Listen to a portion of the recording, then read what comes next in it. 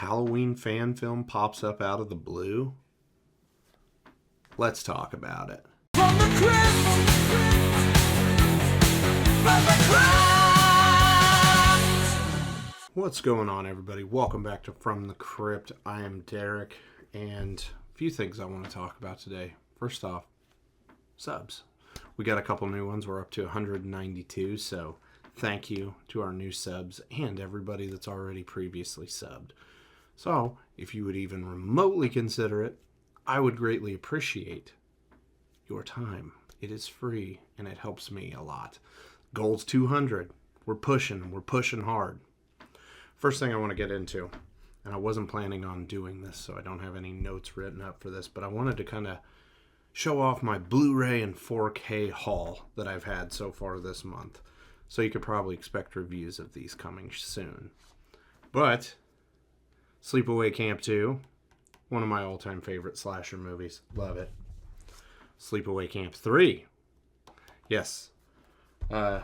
It's not near as good, but I still watch it.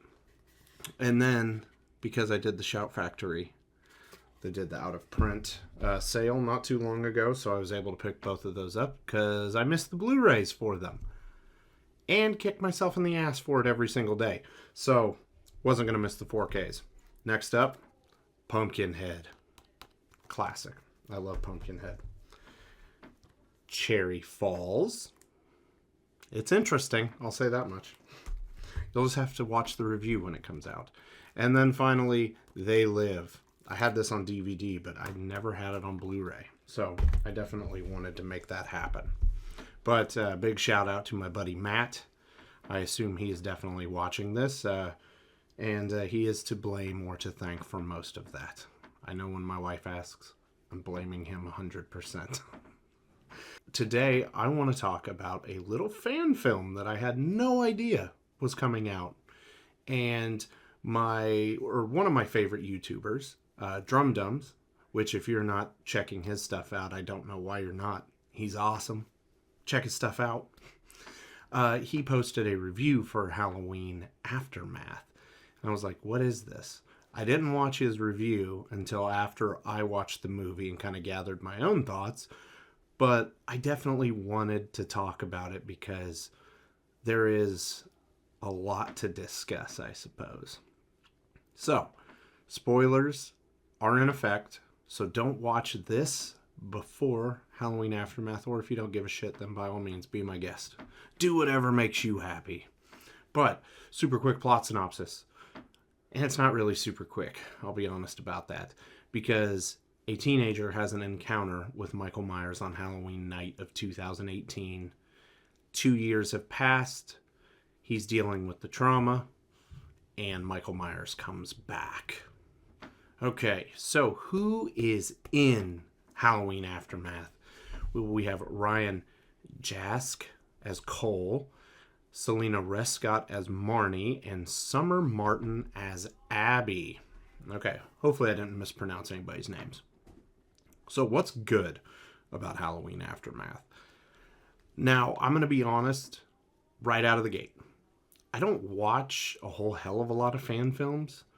Like, I've actually bought Roseblood, a Friday the 13th, New Blood sequel when I was in Las Vegas last year. Just throwing my support out there because I do appreciate what everybody is doing, on the fan film circuit. Sometimes the products are not very good, though. So that's why I tend to not really review them or watch them all that much. But this one, I will definitely say, in my opinion, raises the bar for what a fan film should strive to be. It was feature length, first off, which is the first thing I noticed, which I will talk about the length, don't worry. And I was like, wow, I'm used to these being like an hour at most. So when I saw this runtime, which the runtime is 2 hours and 15 minutes, which, like I said, I'm going to address that later. I was like, okay, there's going to be some serious heft with this. And it's not just going to be boom, boom, wham, bam, thank you, ma'am. And it's not just in those aspects, but just the production. Everything was shot very well. The score. The score did feel in the vein of the David Gordon Green trilogy. And if you're trying to make a movie that's taking place between two of those films, that's what you strive for. They knocked it out of the park with this one. So big thumbs up for that. I did like the character of Cole. Until a certain point. It was interesting to see him going through that trauma and it being so fresh with him. Because as you know, we see Lori 40 years later. We see Allison 4 years later. In Ends, Allison didn't really, other than like, my parents are dead because of you, she wasn't like dealing with the trauma. She was, a nurse or something and just going taking it day by day, I guess. And it didn't really seem like she was like struggling with anything other than trying to find a date to go to this bar with her. Whereas here we've got a character that is going to support groups. He's purposely just avoiding calls and trying to isolate himself. And so everything that his character was doing, 100%, I was picking up what they were putting down, and I think they knocked it out of the park. I will talk about a kill.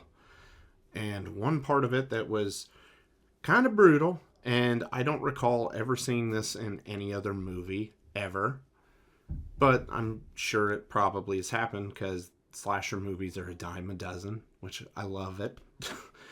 But comment it down below after you hear what I say, if it has happened before. But she sticks her hands up to shield herself from Michael. Boom, knife through one hand, knife, like she got Jesused, basically, in the palms of her hands.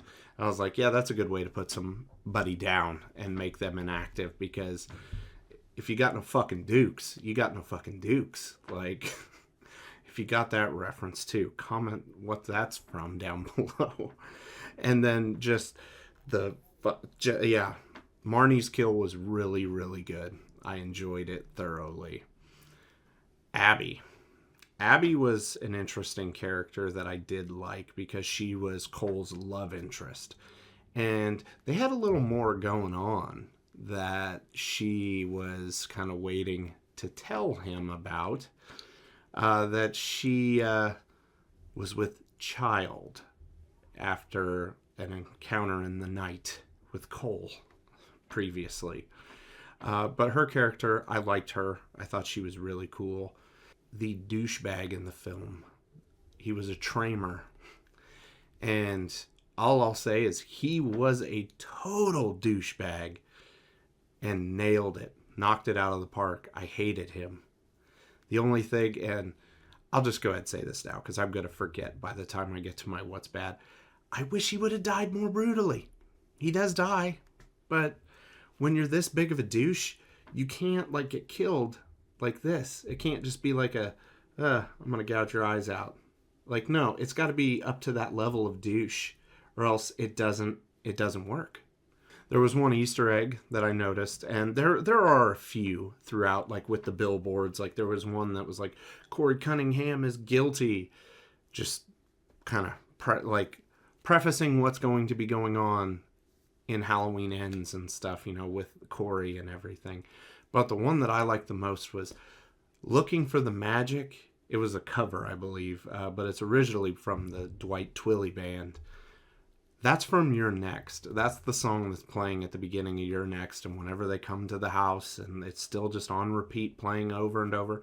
I thought that was a fun little Easter egg, and I'm a huge, huge fan of You're Next, so I absolutely love that.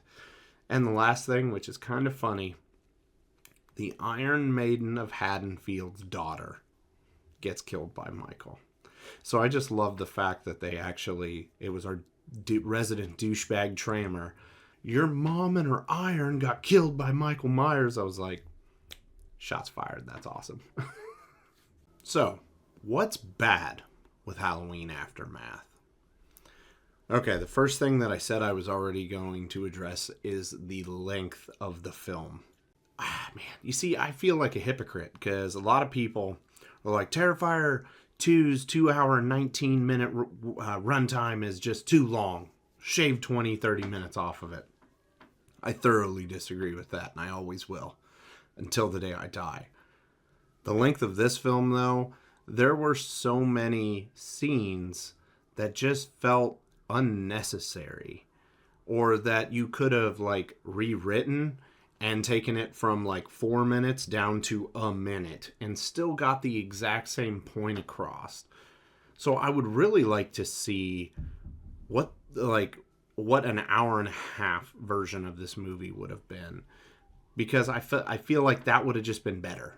Because there are some scenes, and my wife watched this with me, and I said something about that to her, and then later on she's like, okay, yeah, I kind of see what you're getting at. Like, they don't really need to reiterate this again. Just, no. Like, we can cut that all together. And every scene felt like it just went on a little bit too long. And I feel like you could have condensed that. Got this down to, shit, it could have been an hour 30, hour 40. And it would have been a much better film. The acting is spotty at times, but don't take that as like a super massive dig. This is a fan film.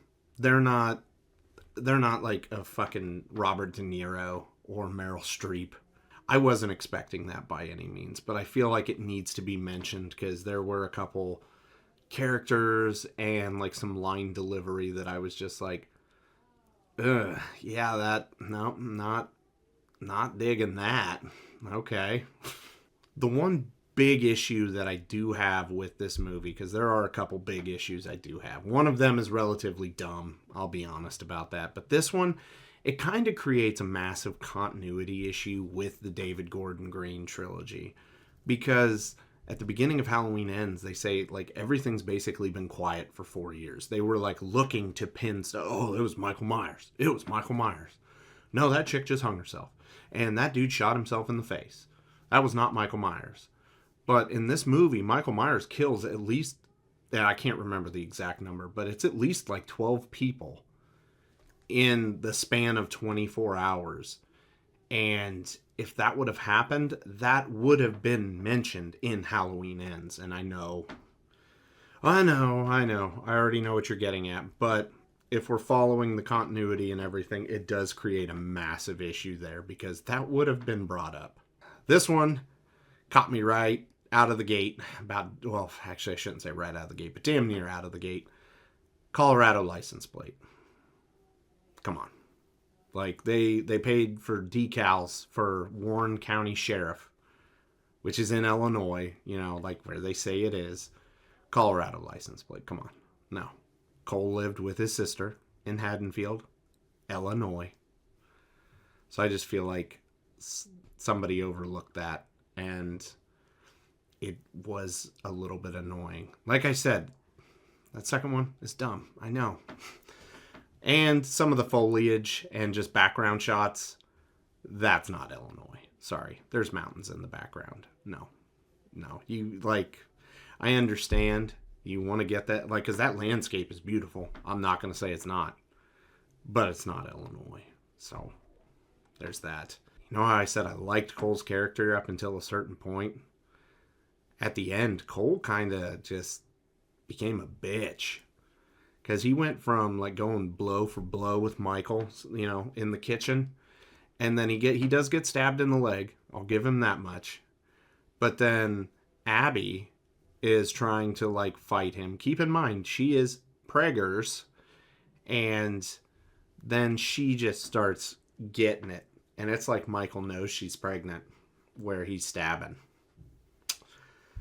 That was rough to watch. And then Cole's character kind of lost any goodwill that had been built, because you're like, man, he's struggling, he's a good guy, oh, he's a badass. And then the way that all goes down, it's like, and shit. Nope. The massacre that happens at the house, I don't think Cole would have been let off. I really don't, because Corey's instance, he accidentally opened a door and knocked a kid Nope, he's murderer. There are legit, like, what? There's got to be like 9 dead bodies, and Cole is the only survivor, and he's got the blood all over him. That's open and shut case, man. Like, no. I don't think he would have been free to roam and come back to Haddonfield a year later or anything like that. I think he would have been prosecuted. Let's be honest. Okay. So, rewatch by review. Would I rewatch Halloween Aftermath? Probably not, unless they put out a more condensed, just toit like a tiger cut of the movie. I probably would then, to see what they changed and what all they do with it. But I will say this is definitely worth one watch, especially if you're a fan of the Halloween franchise. Would I buy this? Realistically, I don't know. If it was something like what they did with Roseblood, I definitely would not have a problem supporting everybody that was behind this. I don't think that'll ever happen. But if there was a Blu-ray or 4K floating around, I would definitely like to support them. And so they can continue doing their thing. What score would I give Halloween Aftermath? I'm going to go ahead and give Halloween Aftermath a 6. I still think it's better than Ends.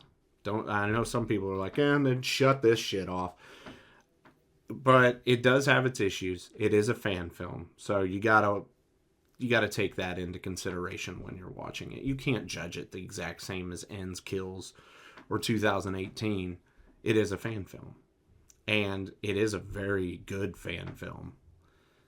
Just a couple issues that I have, like, really kind of hold it back, and a lengthy runtime. But that will do it for Halloween Aftermath, guys. Make sure to comment your thoughts down below. Let's talk about it. We've actually been having some pretty good conversations, I feel, in our Halloween Ends re-review video. Had a good bit of you comment on that, and sorry it took me forever to comment back. School's been just hectic and chaotic, and I've been sick too. So, yeah, I'm getting to it. I'm getting around to it. Just, it's taking longer than what I would personally like, but I like talking with everybody about it and hearing your thoughts and opinions and just conversing. I don't have a lot of people to, like, talk horror with, so you guys are it. Drop a like on the video if you enjoyed yourself today, and consider subscribing to the channel if you have not already. Like I mentioned at the beginning, we're shooting for 200. Let's get there. Can't do it without you guys. And yeah, until next time, have a good one, guys. From the crypt